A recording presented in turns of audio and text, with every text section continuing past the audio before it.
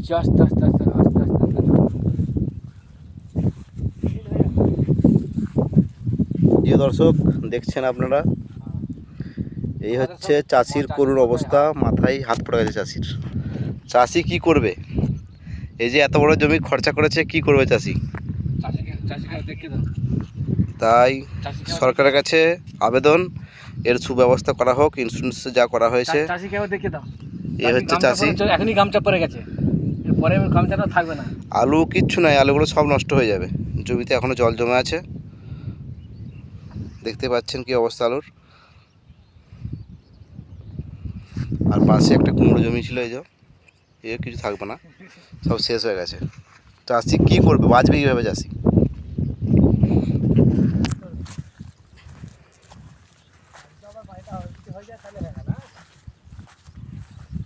চাষির মাথায় হাত। চাষি কি করবে? এত লোন করা আছে, লোন করে চাষ করা, কিভাবে চাষি বাঁচবে?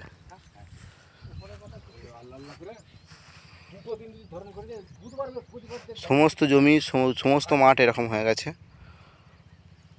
যাদের যেটা আলু ছিল তারাই মাত্র আলু ভেঙেছিল, আর যাদের নামে ছিল তারা এখন আলু ভাঙতে পারেনি। তাদের এই অবস্থা দেখুন।